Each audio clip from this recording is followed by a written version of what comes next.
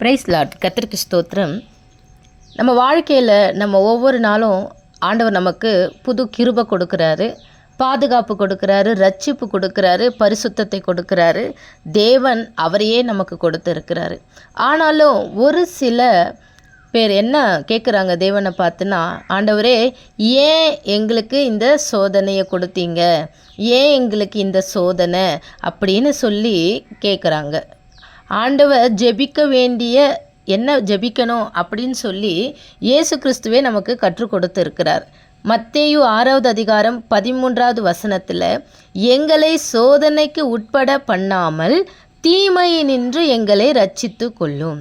ஆமென், ஹல்லேலூயா. அப்போது ஆண்டவர் ஜெபிக்க சொல்லி கொடுத்துருக்கிற ஜெப குறிப்பு என்ன அப்படின்னா, ஆண்டவரே பரலோகத்தில் இருக்கிற பிதாவே, எங்களை சோதனைக்கு உட்பட பண்ணாமல் தீமையினின்று எங்களை ரட்சித்து கொள்ளும்.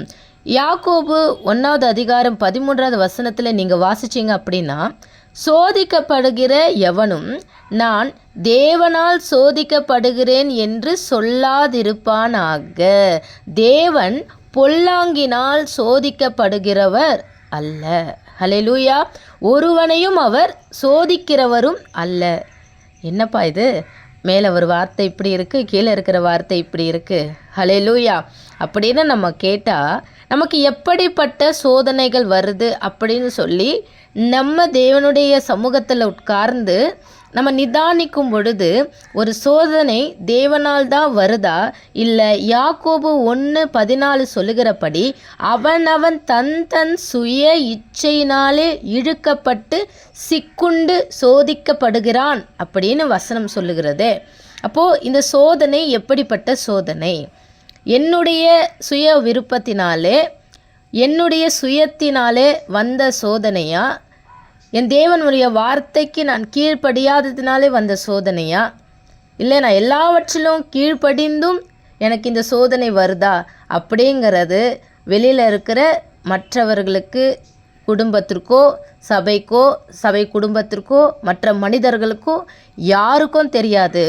இருதயத்தை சோதித்து அறிகிறவருக்கு நல்லா தெரியும் எப்படிப்பட்ட சோதனை நம்ம வாழ்க்கையில், எப்படிப்பட்ட சோதனையை நம்ம சகிக்கிறோம். ஹல்லேலூயா, ஹல்லேலூயா. யாக்கோபு 1:12 சோதனையை சகிக்கிற மனுஷன் பாக்கியவான். ஹல்லேலூயா. அப்போ நம்ம வாழ்க்கையில் ஒவ்வொரு நாளும் நிதானமாய் நடக்கிறவர்களாக இருக்கணும். நிதானமாய் நடக்கிறவர்கள் கர்த்தருக்கு பயப்படுறவங்க. தான் போகிற வழியில் தாறுமாறாக இருந்தால் கர்த்தரை நம்ம அலட்சியம் பண்ணுகிறவர்களாக இருப்போம். அப்போ எல்லா விதத்திலும் நமக்கு நிதானம் ரொம்ப தேவை. எல்லா விதத்திலும் நம்ம என்ன காரியம் செய்கிறதா இருந்தாலும், படிக்கிற படிப்பாக இருக்கட்டும், இல்லை நம்மளுடைய திருமண வாழ்க்கையை நான் தேர்ந்தெடுக்க போகிறேன் அப்படின்னா தேவனுடைய பாதத்தில் உட்கார்ந்து என் ஆண்டவர் சொல்லி இருக்கிற அவர் வார்த்தையின்படியே ஏற்ற துணையை என் தேவன் தருவேன் அப்படின்னு அவர் சொல்லியிருக்கிறார். அப்போ நம்மளுடைய வாழ்க்கையில் என்ன நன்மை, எந்த காரியம் வந்தாலும், ஒரு தொழில் செய்வதாக இருந்தாலும், இல்லை ஒரு வேலைக்கு போய் சேர்வதாக இருந்தாலும், இல்லை ஊழியம் செய்வதாக இருந்தாலும், இல்லை ஊழியத்துக்கே போக வேண்டியதாக இருந்தாலும், எதை செஞ்சாலும் நிதானம் ரொம்ப முக்கியம். ஒரு காரியம் செய்வதற்கு முன்பு கர்த்தரின் ஆலோசனையை பெற்றுக்கொள்ளணும். அவர் பேசுகிற தெய்வம். அவர் ஒருத்தர்கிட்ட தான் பேசுவார் அப்படின்னு இல்லை. தேவனோட ஐக்கியமாக இருக்கிற, தேவனோட நடக்கிற, அவர் வார்த்தையோடு கூட இருக்கிற ஒவ்வொரு மனிதர்களோடும் அவர் என்ன பண்ணுவார் அப்படின்னா கண்டிப்பாக பேசுவார். நான் ஆலோசனை சொல்லுவேன் அவர் சொல்லியிருக்கிறார். வாக்கு மாறாத தேவன். அப்போ இயேசு கிறிஸ்து ஞானஸ்தானம் பண்ணப்பட்டு கரையேறின உடனே பரிசுத்த பிதாவானவருடைய சத்தம், இவர் என் நேசகுமாரன், இவரில் நான் பிரியமாக இருக்கிறேன் அப்படின்னு சொல்லி பிதாவாகிய தேவன் இயேசு கிறிஸ்துவை குறித்து ஒரு சாட்சி கொடுக்கிறார். என்ன படிக்கிறோம்? தேவ ஆவி புறாவை போல இயேசு கிறிஸ்து மீது வருகிறார் அப்படின்னு சொல்லி படிக்கிறோம். அதன் பிறகுதான் மத்தேயு 4:1 பிசாசினால் சோதிக்கப்படுவதற்கு ஆவியானவராலே வனாந்தரத்துக்கு கொண்டு போகப்பட்டார். எதுக்காக ஞானஸ்நானம், எதுக்காக தேவனுடைய அழைப்பு, எதற்காக தேவனுடைய தெரிந்து கொள்ளப்படுதல் அப்படின்னா, தேவனுடைய சித்தத்தை நம்ம செய்யணும். தேவனுடைய சித்தத்தை விட்டுட்டு சுயமான காரியத்தை செய்யும்படிக்கு இயேசு கிறிஸ்துவுக்கு எவ்வளவோ அந்த சோதனைக்காரன் அப்படின்னு சொல்லி தான் நம்ம வேதத்தில் வாசிக்கிறோம். எவ்வளவோ அந்த சோதனை, அந்த சுயமான காரியத்தை செய்ய வைக்கணும் அப்படின்னு சொல்லி எவ்வளவோ முயற்சி செய்யும் பொழுது கூட உலகத்தில் இருக்கிற எல்லா மகிமை, உலகத்தில் இருக்கிற எல்லா ஆசைகளையும், உலகத்தின் சுயங்கள் எல்லாவற்றையும் காண்பிக்கும் பொழுது கூட ஒரே ஒரு வார்த்தை நம்முடைய ஆண்டவர் இயேசு கிறிஸ்து சொன்னார், அப்பால போ, உன் தேவனாகிய கர்த்தரை பணிந்து கொண்டு அவர் ஒருவருக்கே ஆராதனை செய் என்று எழுதியிருக்கிறதே என்று வார்த்தையை எடுத்தார். ஆமென், ஹல்லேலூயா. நம்ம வாழ்க்கையில் நம்முடைய ஒவ்வொரு சோதனைகளுக்கும் நம்ம எடுத்து நம்ம அபியாசம் பண்ண வேண்டியது வேத வார்த்தை. ஹல்லேலூயா. இந்த உலகத்தில் எனக்கு படிக்க தெரியாது, நான் பைபிள் எனக்கு படிக்க தெரியாது அப்படின்னா எத்தனையோ விதமான காரியங்கள் ஃபோன் மூலயமா பைபிள் வார்த்தைகள் கேட்குறதுக்கு, வசனம் கேட்குறதுக்கு எல்லா விதமான சூழ்நிலைகளும் இப்போ இந்த காலகட்டத்தில் இருக்குது. படிக்கவே தெரியாதவர்களுக்கு கூட ஆண்டவர் வார்த்தை அருமையாக என்ன பண்ணுறாரு அப்படின்னா பேசுகிறாரு, கற்றுக் கொடுக்குறாரு.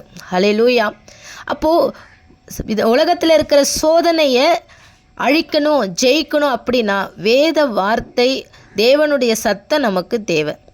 அப்போது உன் தேவனாகிய கர்த்தரை பணிந்து கொண்டு அவர் ஒருவருக்கே ஆராதனை செய் அப்படின்னா, ஆராதனை அப்படிங்கிறது ரோமர் 12:1 சரீரங்கள் பரிசுத்தமாக இருக்கணும். நம்மளுடைய ஆவி, ஆத்துமா, சரீரம் பரிசுத்தமாக இருக்கணும்.